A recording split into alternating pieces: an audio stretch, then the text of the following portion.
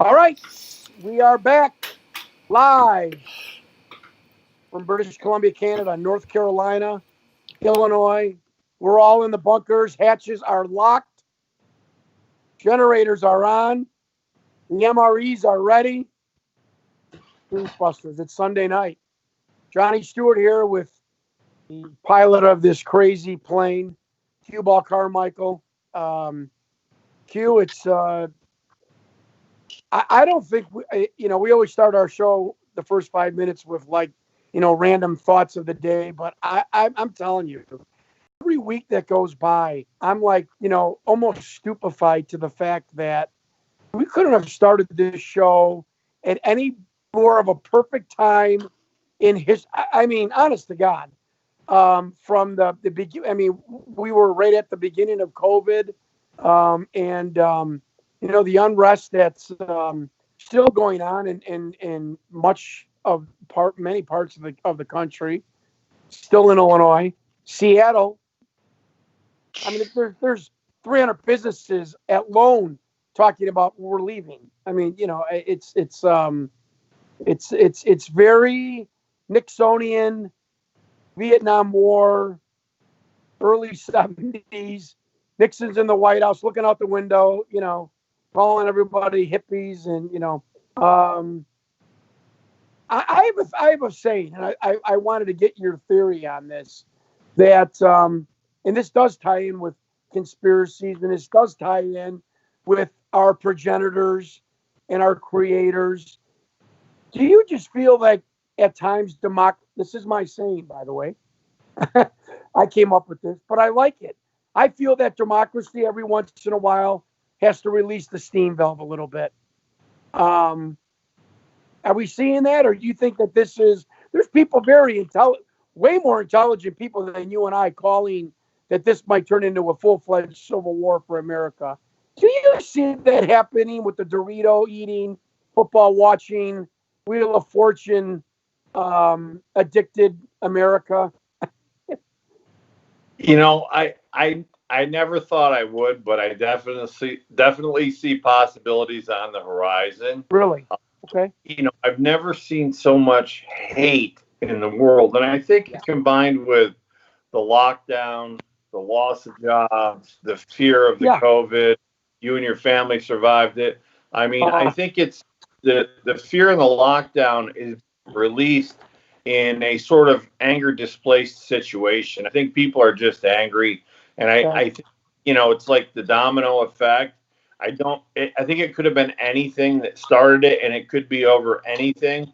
But right now, it's just there's so many opposite views. But I've never seen so much hate in America for fellow Americans that I've seen now. I grew up in the hate. Q, can I? What did you just say? You that I'm sorry, I cut off a little bit. You haven't seen so much hate in America towards other Americans, did you say? Never. I've seen it. I'm glad you said that. I cannot agree more. Usually it's at the government or it's at a race of people. You nailed it on the head. I've never seen Americans more mad at other Americans in my life. So we grew up hating the Russians. I mean, they were the enemy, the Cold War. Now there's no foreign enemy. So the enemy becomes each other. It's almost like Americans need some foreign faction to hate, or they're just going to turn it on each other. And I've just, I've never seen it like this. I picked a great time to go back into sales. I'll tell you, it's I don't know, I think the sitting on, the kneeling on the guy's neck and him dying was a catalyst. I don't know if that's enough to push the country into full-blown civil war. I don't know, but I know one thing, that there might be in the future a catalyst event that will, we talked about this before, you and I, Q. What's going to get the guy that's wearing the loafers, the $70,000 Mercedes? He's living in, he's living in a ritzy suburb outside D.C. What's going to make that guy go to the streets, so to speak, with the torch or the pitchfork? I don't know. taking cable, freezing. I've always said this, Q. I never told you this, but I would love your input. I always said that the shutting down of the internet, that would freaking get like a 90-year-old out in the street to, going against the government. I think the internet is our. I'm not even joking. I think the internet is our third rail. You touch that, the government goes after that. Ooh, wow. Yeah, and unfortunately, you can see some of the writing for that on the wall right now. And I think that you and I are digital immigrants. We weren't born into the computer era. We digitally. I like that. The younger generation were born into it. And Yeah. so when you're born into something to take it away from people, they almost feel like it's taken away their God-given right to the internet. And truly growing up without it, I almost see a better world without it than with it. It's definitely changed things. The great thing is you have information at your fingertips. The bad thing is you have information at your fingertips. You have information overload.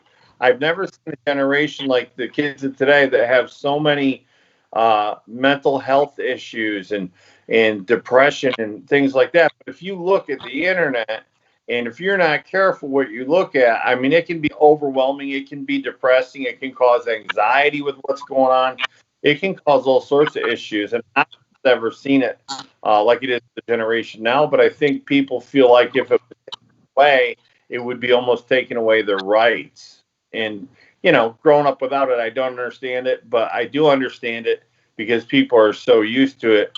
But it gives a voice to a single individual or a small group of people. It gives a massive voice to those people. So, that's both good and bad, depending on what you use it for. But, I just, I go back to the thing that it's like America is so separated right now, the left from the right, black and white. I mean, it's just the news subtly puts out these stereotypes, right? They've been doing it for the last 10 years. They put out that 73% of incarcerated males are African Americans. They put out that 22% of Islamic Americans belong to some type of terrorist faction. They put out the fact that there's white supremacy. They put out the fact that Hispanics are illegal, and so they plant these seeds of doubt in everybody's head about a person who doesn't look or act like them or live in the neighborhood they do. And I think all this combined with a great political divide has just completely fractioned our people. And, we the people is no longer a true statement. But, I think the government loves that. I'll tell you why. Because a divided country is a weak country. It's not a country that would ever pull together and decide to overthrow their government because they're sick and tired of government tyranny and the lies that they tell us and the socialism that they spread very subtly under the flag of democracy. So for me, the government is happy to have us completely separated and completely fractioned into groups because now we're weak. So I think to touch right on that subject, I fell off my chair and he became an idol. And maybe probably in the top three. I respect the most in life, other than like parents or family. Anthony Benn. He was the leader of the Labour Party in England. He was on Michael Moore's documentary Sicko, and he said the same thing you were saying. How do you get people to keep voting the way they've been voting, like the Democrats, the African American community? You moralize them, you depress them, you make them fear, you make them afraid, and make them feel that there's no other option. And when they go into the ballot box, they feel like, well, doing the same thing, at least that might be the safest choice. And I mean, that just falls right in the line what you just said. I mean, it's, and I'm going to start writing it down, and I'm going to do this for our show. And I listen to them, and again, this is you and I talking. This is why this show is successful. This is me talking to you, friend to friend, man to man.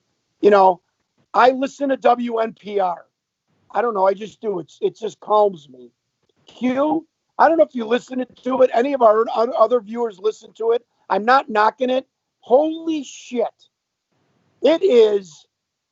You think it's stories about the white 60-year-old, female in Vermont that started her own accounting firm, and she's number 3 financial company in the nation. You think it's a story about a farmer that survived the drought, or a feel-good story of, a girl selling, muffins to feed a homeless shelter. I'm telling you, I'm not knocking on, and I want your input on this. Every freaking story is in 1812. Blacks were so oppressed; they were everywhere. This minority group has been shut out of COVID testing, and black individual. We're going to talk about black human rights being. I'm like, and Morgan Freeman had the best statement. You want to end racism? Stop talking about it. I just, who didn't get a job because they were black? Who? Ben Stein asked that. Ben Stein, the conservative whiz kid, asked 2 black activists. Who? Give me one person that we could claim did not get a job because they were black, and they were like, it's like, is this an excuse to not get up off your ass? I'm sorry, and produce. Let me tell you something. If I could come back in America, I'd come back as an Hispanic or an African-American female, because this country will will open up every single door for you, financially, housing, education.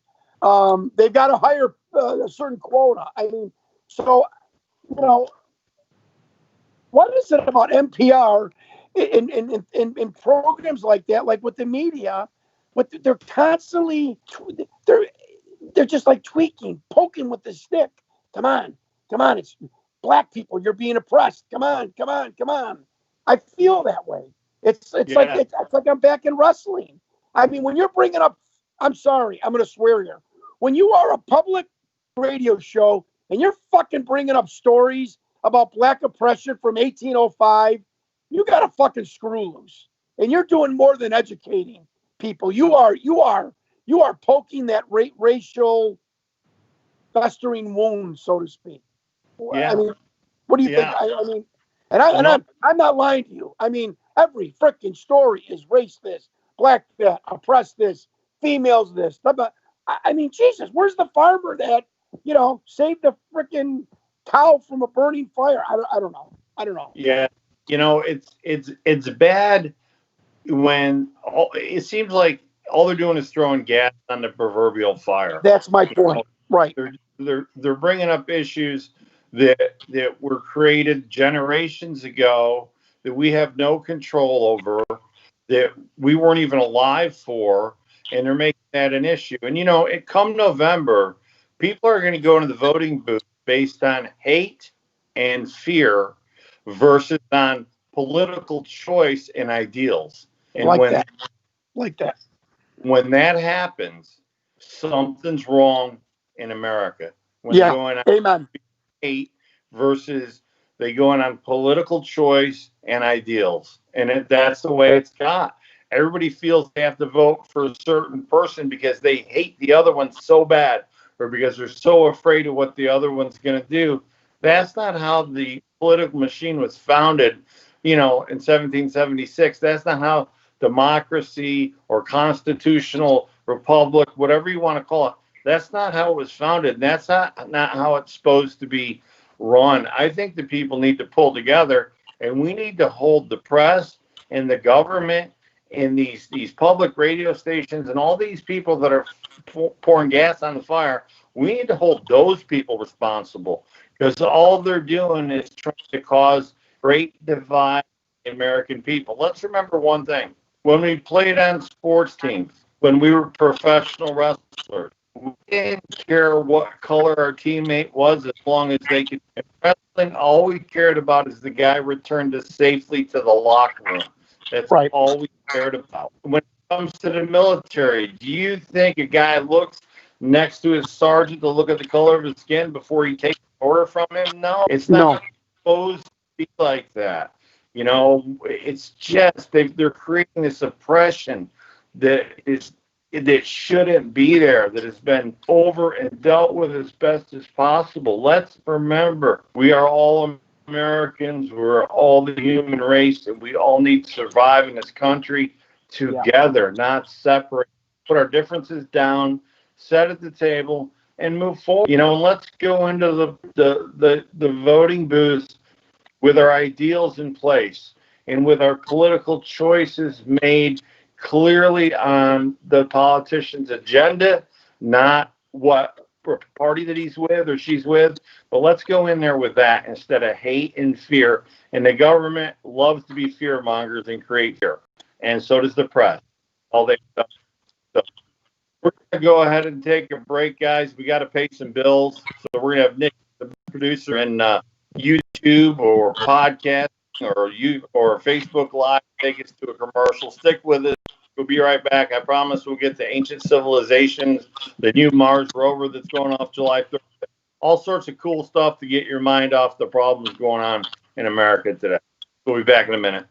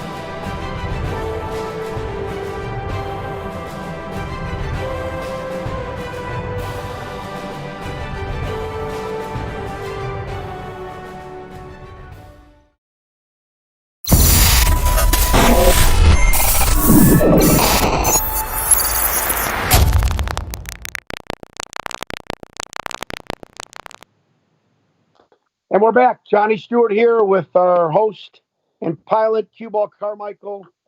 This is the Sunday edition of Truth Busters.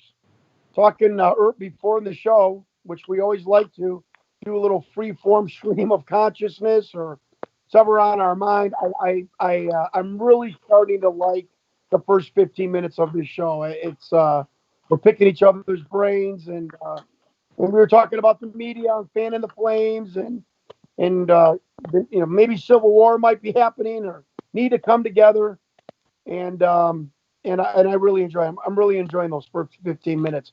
Q, we're on our alien series, and the Egypt, Luxor, Giza Plateau,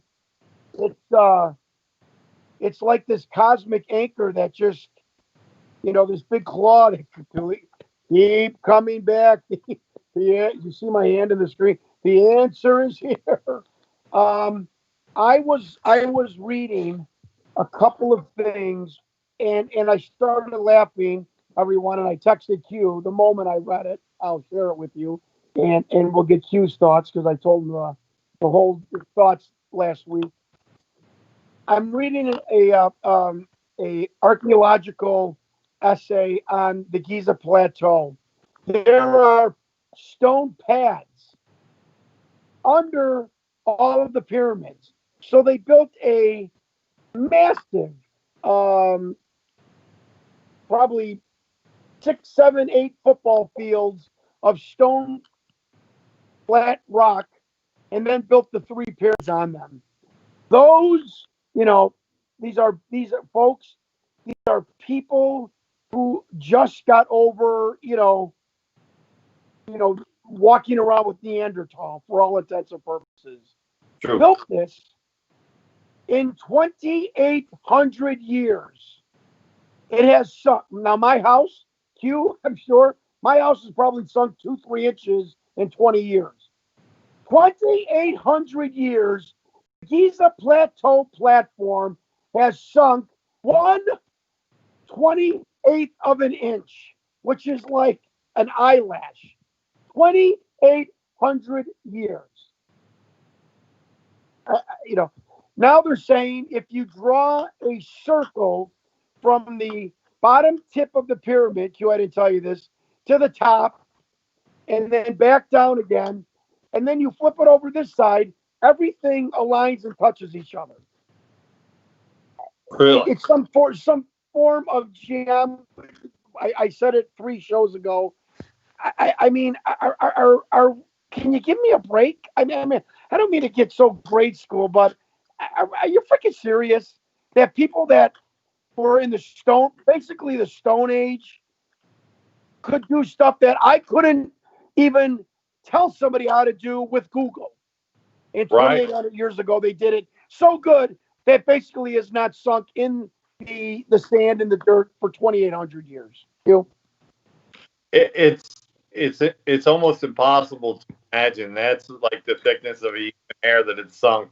I mean, anything that we build here, anything, whether it's on a concrete slab or it's on a foundation, is going to settle and going to sink. And the bigger and heavier it is, typically the more it's going to sink and settle. And these are massive. I mean, the Great Pyramid has over 2,100,000 5,000-pound blocks in the pyramid.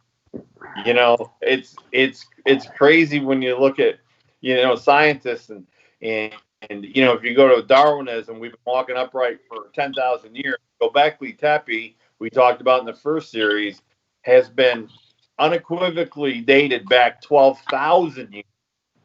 So they right now are discussing whether it could have even been built by human beings if it wasn't built by some other people with a great technology. Wait a minute. Wait a minute. Go explain that. Explain that. Why are they saying that? Göbekli Tepe has been positively dated at a minimum of 12,000 years old. Okay. To say that we've barely walked upright for 10,000. So to go back 12,000 years, they are now saying that they believe that another civilization with great technology that was either wiped out by a great flood or not from this planet built Göbekli Tepe. And since they've discovered it, they only have about 13% of it uncovered, but they've used LIDAR, which is ground penetrating radar. LIDAR has discovered this massive structure that is built and has basically every animal in the world carved into it, even though those animals were never in that area of Göbekli Tepe, that area of Turkey. They weren't from there. So how anyone could carve an animal into granite 12,000 years ago that they'd never seen is they had some kind of information from somewhere, but these things are so perfectly cut and carved that modern day stonemasons have went there and said, even with the tools of 2020, we could not reproduce these amazing carvings in this, I mean, it's crazy. The stone, it's granite or it's basalt or it's this hard, incredible stone.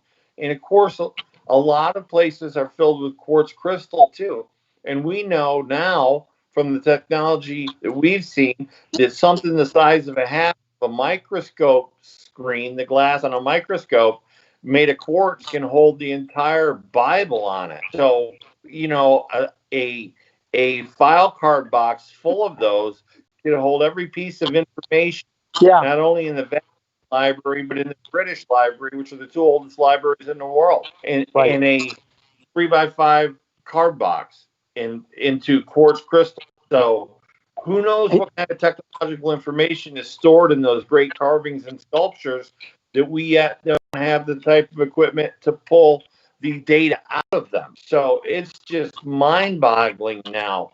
And some scientists say, because of the way that the buildings are lined up, that if you shift it back 70,000 years to the Great Crustal Shift, all these points line up perfectly northeast, southwest. They don't today because of the crustal shift. But if you put it back before that, they're perfect. So chances are this may have been built up to 70,000 years ago, but it definitely is at least 12,000 years old, which is impossible for a man to have built. It couldn't. Well, that's interesting. You bring up 12,000 because Graham Hancock, who is just an incredible author, researcher, I believe he wrote Fingerprints of the Gods. His biggest theory of all time is this worldwide deluge, this planetary conflagration that wiped out everything. And he has brought it down to the date of 12,500 years. So that's interesting that your site, Göbekli Tepe, is right in that vicinity. Those people wiped out, and now here comes, you and I.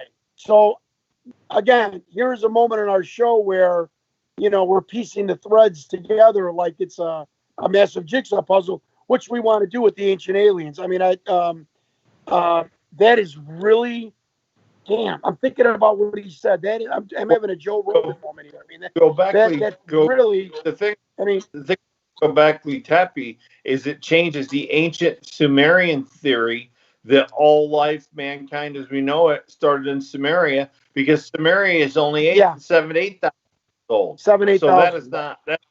So now this has changed the way that science, archaeology, anthropology looks at everything. Of course, now you have to go back and you have to tell every professor that ever taught they were wrong, and they weren't wrong then, but they are now.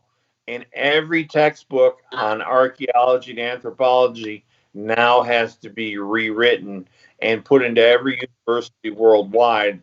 And so many scientists are doing what you talked about the most, is they're picking and choosing so that they don't have to face the reality that everything that we teach, taught, and learned and read has to be redone. It's a massive undertaking. Yeah. And not only that, but if we have a society that was built before man walked upright, we have to confess one of two things. Either man walked upright longer than we thought, or there was help from somebody from below or above, which offends the Catholic Church's theory of Christianity. The Catholic Church is, and look, I went to church today. I mean, I went virtually because I wasn't feeling well, but I attend my service every week. I always believe in Jesus and the teachings of Jesus and God. But I'm telling you, there's something bigger and greater here at work that people are not wanting to come out. There are many scientists, and there's many PhDs. You can find them on ancient aliens. Very intelligent people that have come around to the fact that there's more going on with the history of this planet than we ever even knew. And it's starting to come out now. And I think in the next 10 years, people are going to be blown away because, if you ever watch the guy that he's on with Josh Gates a lot, his name's Rand.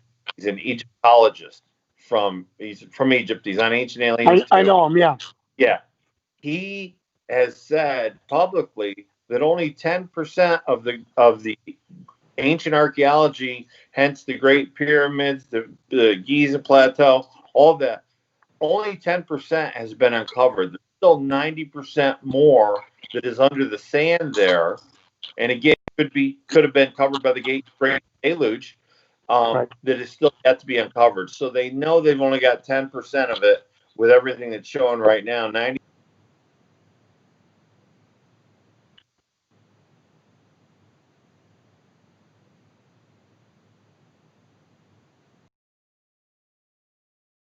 Yeah, I think one of the biggest.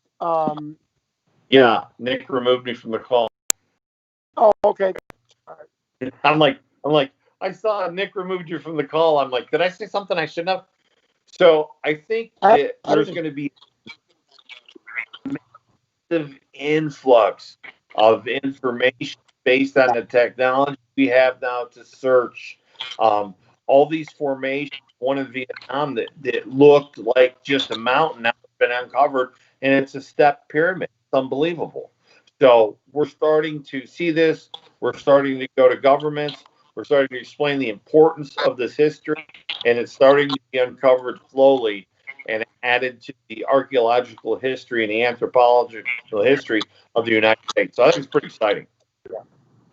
Let's push our way to try and get past Egypt, because we've got 2 shows left on this after this.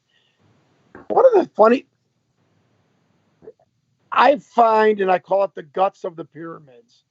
First of all, we don't find any carbon residue. So how did they do hieroglyphics deep inside a chamber? How did they work inside of a chamber with no light? They had light bulbs. I've seen it demonstrated. Because they ain't no carbon where the torches should have been. It's done with a filament and a glass tube, and believe it or not, something as simple as orange juice, the citric acid, can activate, create light, because you're exactly right.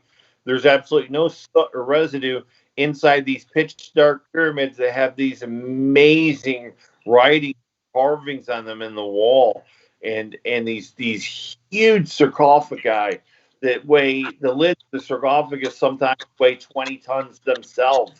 And you wonder how they got him down the shaft to get him on the 20-ton coffin. Well, Q, here's 2 things. I now heard that in the Great Pyramid, there's the sarcophagus, the stone one, in the main burial vault is too small lengthwise. Could not have held a regular sized man. So, and then there's no. Oh, you're right. And I baited you like a lawyer. Right. All the writings and hieroglyphs on the wall of, do you know what's now the Great Pyramid? The fuck are they buried in the Great Pyramid? He's nowhere. Do you know? I mean, I'm sorry. I got to swear. I got to wake people up. They built this huge pyramid 20 years. You know whose name isn't on it? The guy they put inside it. Go figure. Maybe it wasn't a burial chamber. I heard that, and I'm like, what? I must be. We didn't know this 25, 30 years ago. So yeah, folks, they think in 1857, Khufu, I thought that was the pharaoh's name, was written, and it said it's a clear forgery. So all of these hieroglyphics, all of these writings, written in the dark, but we don't want to tell you who we buried in the tomb. Okay.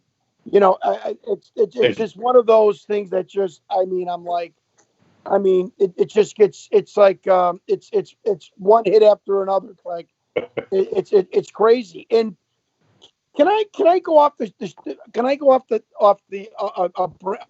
branch of the river here? You can. Do you think that it was done on purpose that the aliens? You can, as soon as we get back from this commercial break. You got it. Because we got to pay a couple bills. So guys, stick with us. We'll be right back. We got more for you.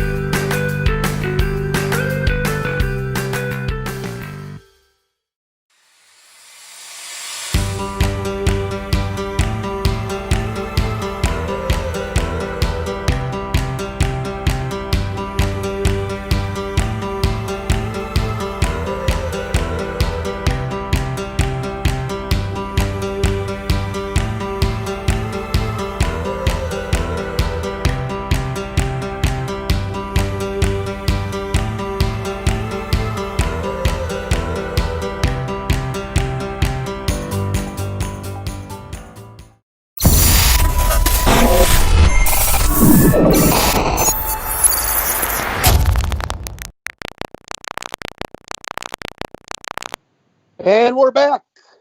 Truthbusters Live, Sunday edition, our only edition.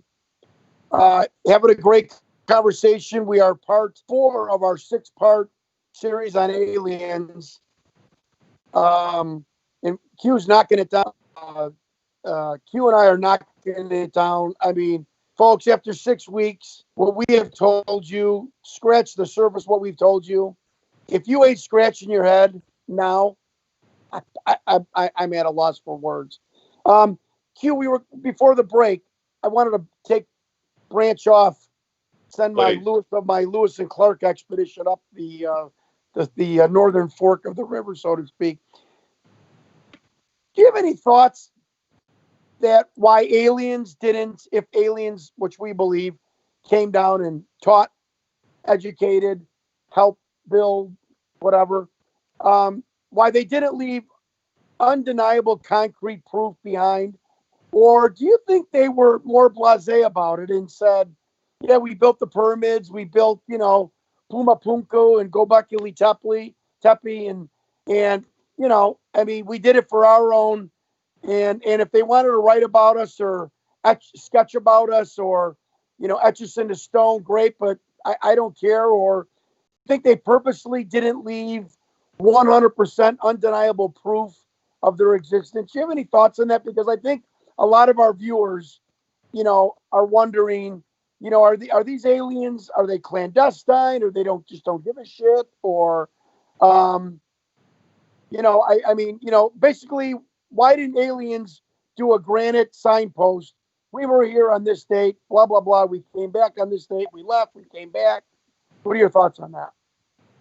Well, I think when you have the technology, the advanced civilization, something like that, that's almost an egotistical man move.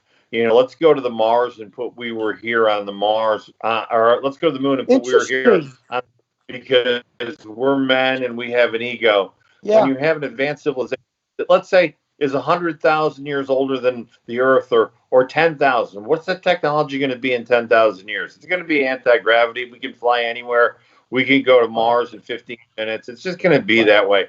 So they've got that great technology, but with that great technology comes a loss of the human ego. So when they build something great, they build it for the people that remain behind. They don't build it for themselves as an homage to their own race. To them, it's no big deal. They've been going through the galaxy for probably tens of thousands of years. We see structures on the moon. We see a 20-foot tower on the moon. We see towers on Mars when we look at it.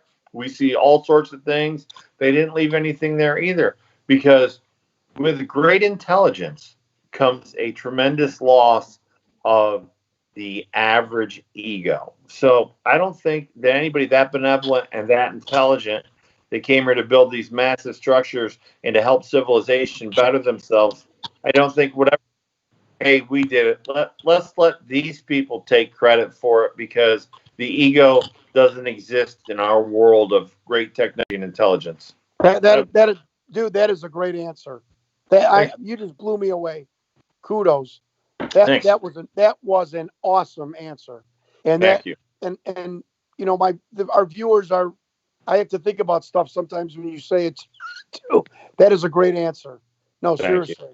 Yeah, yeah. I'm coming down here to maybe help our planet back, in the Zeta Reticuli star system. Or I'm 100,000 years more advanced than these people. Yeah, I'm not pounding my chest, and that is a really, really great answer. Interesting. Wow. Let me ask you this. Been on the pyramids for two weeks now, 3 weeks almost. People say power generator, hydrodynamic power facilitator, a tomb, which some other kind of planetary marking system, electrical grid that connects with South America, the pyramids in Bosnia and whatnot. Do you have any thoughts on exactly why those pyramids were built? Sure. I think that, the technology that is so advanced that came here to build those, number one is the perfect placement where they point at a particular constellation, I think, is the sign of where the people that build them came from. Absolutely. Three pyramids completely line up with the three major stars in Orion's belt. There's that wasn't done by accident. I also believe, and we all know, scientists know, that the Earth has a tremendous electromagnetic field. Yeah. The perfect way to make that flow is to make it flow in a triangular pattern straight up into the air. I think that they're landmarks, number one, for alien craft. And I think they're power generators when they have to power up their anti-gravity devices that they use. I think they're smart enough to harness the electromagnetic field, not just given off by Earth, but obviously they have structures on the moon and there's structures on Mars. And who knows how many of the billion inhabitable planets in the Goldilocks zone there's structures on. Yeah. And those structures are used to repower those crafts, whether those crafts are drone crafts or they're actually, manned crafts, we don't know. But I believe that they've learned how to harness the electromagnetic field of the Earth and to use that power to repower their craft that comes here. Because let's face it, there's way too many videos, there's way too much footage of strange things that have been caught in the sky that nobody that looks at them can deny. That is not of this Earth. The Tic Tac video that was released from 2004. It was released 3 years ago by a guy named Elizondo who worked on the project ATIP, looking for intelligent space. Now he has his own show. Season 2 premiered last night. I watched it. It's great. He quit the government. He was tired of the cover-ups. Now he's bringing it to the people. The Tic Tac video of the naval pilot, it passed him at Mach 5, which is 3,500 miles an hour minimum. Fast, twice as fast as anything we can fly, and then it went straight up in the air at over 6,000 knots until it was out of sight, and it was non-propulsion, no plume, no rotors, no wings, no nothing. It looked just like a giant Tic Tac. These have been released by the Department of Defense. They're declassified. There are more documents coming under the Freedom of Information Act. There's going to be some amazing stuff coming out. All you have to do is follow it and look for it. It's out there. It's undeniable that we are under visitation from a different biological entity than resides here on this planet. There's absolutely no question. Bury your head in the sand. If you want to, you can shake your head and say you don't believe in aliens. It doesn't matter. When the United States government has an F-18 Hornet, the state-of-the-art aircraft, that gets passed at 750 miles an hour like it's standing still. They get it on radar. They get pictures of the radar screen, and that thing moves from left to right so fast that if there was a human being in there, it would turn their bodies to complete mush based on the G-force. Yeah. Yeah, it continues to fly, and it is under intelligent control. And there's only one explanation. It's not of this world. And that's from the Department of Defense, the U.S. government, the best pilots in the world, the U.S. Air Force, the United States Navy. So, yeah. Somebody said, well, okay, so a human couldn't be in there. They'd be squashed like a pancake. Maybe it was a sophisticated drone. We don't have a drone that can go 6,000 miles an hour. No. It was intelligently controlled. So who the hell can make something that goes 6,000 miles an hour? Not anything on this planet. End of conversation. I mean, Steve Justice spent 31 years with Lockheed Martin Skunk Works. They're the guys who test the experimental aircraft. First off, experimental aircraft is tested at 50 to 60,000 feet so that it doesn't have observers. They're smart enough to do that. But still in 2020, he admitted that they do not have anything, and he would know at Skunk Works. If you don't know what it is, look it up. He would know what they have out there. We have nothing that can move in that geometric zigzag rectangular pattern at 6,000 knots with either a human or a drone. It's incapable, especially when it doesn't leave a plume, because even drones are powered. They leave a plume. They have some type of wings on them. They have some type of propeller on them. They have some kind of engine on them. They have exhaust fumes. They have heat signatures. These things had none of that. And when you're moving at supersonic, subsonic speed, and you're moving at angles that are humanly, and as far as our technology, drone-wise, impossible. And you have the smartest aviation people in the entire world, the former head of ATIP for 10 years, looking at these and saying, it is impossible to have anything mechanical or manned move at those angles and not completely destroy itself just by the gravitational G-force of it. So, I mean, it can't happen. It's not ours. Yeah, you brought up a word. It's impossible. How many times have we heard experts with alien artifacts or alien technology or these structures where, a free-thinking scientist says, impossible humans could do this. Impossible humans could do that. 5,000 years later, it's 2020, and you're telling everybody you've researched this, and it's impossible that human beings could make this. I mean, how many more times do we have to keep saying it's impossible that humans couldn't do something, but we see it and it's here for us to say, well, if it's not us, then who? The only other thing is if a foreign faction like China or Russia had recovered some type of alien craft and re-engineered it, and they would have had to leapfrog us by 20 or 30 or 40 years, which, trust me, with our spy satellites, if they were doing that, we'd know it. And if you're not familiar with how spy satellites work, listen, if you're sitting outside on your deck at the Kremlin and you're reading a book, a spy satellite can see that page clearer than you can from 3 feet away, just so you know. The NSA, the federal government, has the most amazing spy satellites anywhere. But we have yet, and this is from the experts in this field, the former leader of ATIP, Steve Justice from Skunk Works, Lockheed Martin, military pilots, commanders, lieutenant colonels, retired lieutenant colonels that know the technology. We don't typically set on technology. We use technology, just like we used a lot of drones in the last 10 years. So we didn't have to have soldiers get killed needlessly. We would attack and bomb with drones. If we had the technology to move like this, we'd be using this technology against the enemies that we've had in the last 20 years. We would see it. We don't set on technology. We use the technology. And this kind of technology is nowhere even close to being developed on the face of the earth. It's not anywhere close. I don't know if people understand what 6,000 knots is, but it's 5,800 miles an hour. We have nothing that flies that fast in a vertical pattern. The only thing that can go that fast is a V2 type rocket with amazing propulsion and tons of liquid fuel on board. Right. It's going to happen. And that goes straight up and it comes straight down. These things are going left to right. They're jumping up, they're jumping up 3 miles in the air in a matter of 2 or 3 seconds.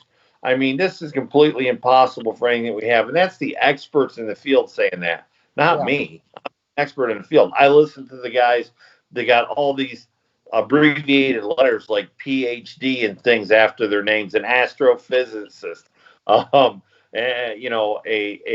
biochemist, a mechanical engineer, a flight engineer, PhD in astronomy, things like people like this that have these massive degrees that have studied this stuff for years. It's their life's work, and they're all.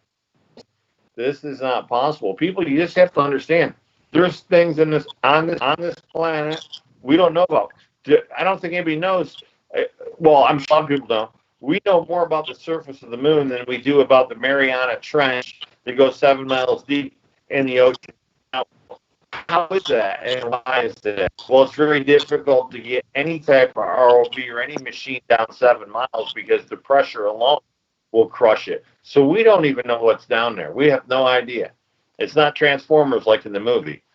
We have no idea what's at the bottom of the Mariana. It's 7 miles deep. We can't get anything down there. It's easier to get a rocket to the moon than it is to get 7 miles deep in the ocean. So we don't even know what's there. Yeah, and it's funny about going back to the video.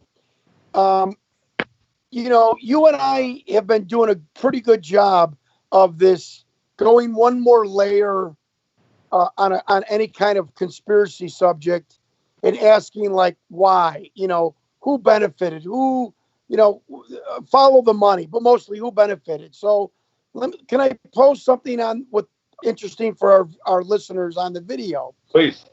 Please. If it was U.S. technology, why would you show anybody that, like our enemies or our people that are not our allies? Why would you expose that? Number one, you wouldn't. Number two, if it was Russia or China, why would you tell them that we had this video or information? And why would you send a message to the world or to your citizens that someone's got far more advanced technology than we do? I mean, Q, the government, especially the military, those men and women up high, are the brass, are so insecure and so egomaniacally. They run. We're on top, and the machismo. They would never admit publicly that another country has this 5,000-year more advanced technology. So no, and the Tic Tac video, for people that don't know it, this was a carrier battle group that was out to sea on actual maneuvers where they have two bogey pilots and they have two of our pilots. They're all our pilots. Two act as bogeys and two act as our pilots, and they have a mock battle with almost like laser tag in the air with these ships. And you've got a nuclear-powered USS aircraft carrier out there. You've got a frigate. You've got a radar-seeking machine. You've got a nuclear submarine out there. You've got an entire battle group deployed off the coast of San Diego, 30 miles, and you're in real wartime maneuvers, and somebody's going to test something at 3,500 feet off the ocean or 1,000 feet off the ocean during a battle group's deployment. It's never going to happen. It's never going to happen. Another country wouldn't do that. Now, if you look back at the history, there has been many UFO sightings around many military bases and around many battles, going all the way back to Gettysburg, and around military maneuvers in general, especially anything that is nuclear. The first place, Roswell, New Mexico, is where the Enola Gray was, where the bombs that were dropped on Japan were held. It was the first nuclear group, and that's where the first UFO crashed in Roswell, New Mexico in 1947. And anytime there's anything nuclear-powered or nuclear-powered base, it's happened with the missile silos out in the Midwest, where they caught something on radar at 35,000 feet, passed over the top of the nuclear intercontinental ballistic missile silos. They've been deactivated and taken offline. Something let us know that we have the ability to take all of your ICBMs offline at once in a row, deactivate them. You can't use them. You can't activate them. They can't be activated against you. They're just shut completely down for long enough for you to realize that this entity has control over the nuclear ICBMs. I mean, there's a history of this. It's not something new. It's been going on for years, going all the way back to 1947. If there's a nuke involved, I can guarantee you there's a UFO observance. Why? I don't know. I can't explain it. But the United States military, ATIP, Project Blue Book, Project Grudge, they all document this. It's all available in the Freedom of Information Act. It's just a fact. They probably, if they're benevolent, don't want us to be stupid and destroy each other with nuclear weapons. Words out of my mouth. Yeah. Yeah. What society that's 10,000 years further advanced than us wants to see a bunch of, people that were around 10,000 years before they were go and destroy themselves with nuclear war? It's one of the most horrific ways for people to die ever. I mean, basically, you watch your skin melt off your body. It's terrible. So that would be my on that. Yeah. Well, let me ask you, as we're got a few minutes left before we close the show, why do you think? And I don't know. I can guess, but I'm not saying this is a trick question. Why do you think the government released that video? I mean, you've got an explosive footage that could change the entire world. Do you think we're getting close to disclosure by the United States government, or is this just another breadcrumb? I can tell you who released it. His last name is Elizondo, and he's the leader of ATIP until he walked away 3 years ago, frustrated because he couldn't get to the Secretary of Defense to let him know about all these sightings that they had. So he left, and he leaked it to WikiLeaks, and he's admitted it. He leaked it. He leaked it on purpose because he was. I didn't know that. I didn't know that. Yeah, he ran ATIP for 10 years. Well, is he going to get arrested? Is he in some kind of trouble? Or, I mean... No, he let the government, he gave the government the option of making it public knowledge after he leaked it. He told him he was going to leak it. He said, you can either leak it or I'm going to leak it. He leaked it to WikiLeaks, but the government beat him to the list and said, hey, look, we're going to follow the suit of other governments around the world who actually released this stuff to the people. Right. So now it was in 2004 it happened, but they didn't release it until 2018. So they waited until he left, and he told them, I'm leaking it. And so the government beat WikiLeaks. They came out at the same time. WikiLeaks leaked it, but the government said, hey, look, we're going to let the people have this. Right. You got to take that video. So it was sort of a either you do or I'm going to, and boom, both did it. But he did it. He was tired of it. 10 years he put up with it. Yeah. That's interesting. Well, look, you want to take us out, Q, or go ahead? Well, I just wanted to say for the next couple of weeks, our producer Nick is going to be off getting married on his honeymoon. But listen, on Sunday night at 7 o'clock Central Time, 9 o'clock Atlantic Time, where Nick is in Canada, 8 o'clock Eastern Standard Time, you can go ahead and still get the best of Truth Busters, our best edition, the biggest fan base. There'll be specials. There'll be some footage that you haven't seen in one show combined. It's going to be 2 great weeks, guys. Stick with us. Watch next Sunday and the Sunday after. We'll be back live in 3 weeks with a married producer. So we'll have 3 married men on the show. Oh boy. No. If I didn't know his wife, I'd tell him not to do it. But he better do it before she wakes up and realize who she's marrying. All right. Well, thank Q-Ball Carmichael, the soon-to-be wedded Nick London. Hey, boy, I don't know, kid. I got to have a long talk with you. No, but your fiance is lovely. And we're your fans, and all of us wish you the best. Next week, 2-hour special, the best of. And in 2 weeks, we go from Betty and Barney Hill, Eisenhower to Nixon. And then our final wrap-up show in 3 weeks. I tell you, you will not want to miss the final show of this 6-part segment. It will be a barn burner. Q-Ball Carmichael, the great host of this show. Our producer, Nick, soon to be married. I'm the co-host, Johnny Stewart. Ladies and gentlemen, thank you so very much for honoring us with your presence and listening and watching. We'll see you next week. Goodbye, everybody.